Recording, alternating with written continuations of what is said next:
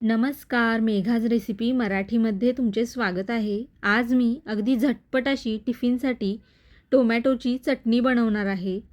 तर त्यासाठी इथं मी एक मोठ्या आकाराचा टोमॅटो उभा चिरून घेतलेला आहे. टोमॅटो जास्त पातळ पण चिरलेला नाही किंवा जाडसरसुद्धा चिरलेला नाही.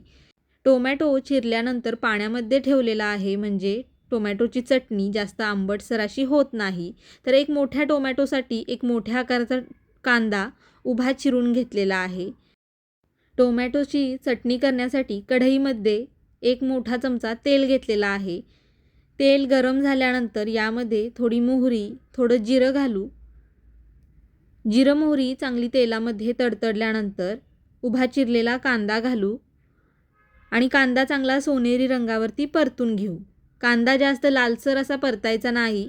सोनेरी रंगावरती मऊसर होईतोपर्यंतच फक्त परतून घ्यायचा, म्हणजे चटणी मस्त अशी चवीला लागते. तर मस्त सोनेरी रंगावरती थोडा कांदा मऊसर असा होईतोपर्यंतच मी भाजून घेतलेला आहे किंवा परतून घेतलेला आहे. यामध्ये आता थोडीशी हळद घालू आणि कांद्यासोबत हळद थोडी परतून घेऊ. हळद परतून झाल्यानंतर चिरलेला टोमॅटो घालू आणि टोमॅटो थोडा तेलामध्ये परतून घेऊ. एक अर्धा मिनिट होईल इतपत हा टोमॅटो चांगला परतून घ्यायचा, म्हणजे आंबटसरपणा टोमॅटोचा निघून जातो आणि चटणी आंबट अशी लागत नाही. तर टोमॅटो थोडा परतून घेतल्यानंतर यामध्ये आता 2 चमचे मी घरगुती कांदा लसूण मसाला घातलेला आहे. तुमच्याकडे नसेल तर कोणतंही घरचं लाल तिखट वापरू शकता. ही चटणी थोडी तिखटच मस्त लागते, त्यामुळं मी 2 चमचे लाल तिखट घातलेला आहे. त्याचबरोबर चवीनुसार मीठ घातलेलं आहे. आता लाल तिखट आपण बारीक गॅस करून चांगलं तेल सुटेपर्यंत परतून घेऊ, म्हणजे लाल तिखटाचा कच्चेपणा निघून जातो. तर लाल तिखट कांदा टोमॅटोसोबत मस्त असं परतून घेतलेला आहे. कांदा आणि टोमॅटो थोडा मऊसर असा शिजण्यासाठी वरून थोडा पाण्याचा हबका मारलेला आहे, बघू शकताय.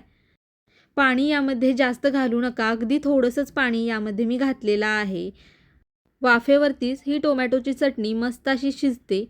मिक्स करून झाल्यानंतर बारीक गॅस करून यावरती झाकण ठेवू आणि अधूनमधून टोमॅटो चांगला मऊसर होईतोपर्यंत ही चटणी परतून घ्यायची आहे.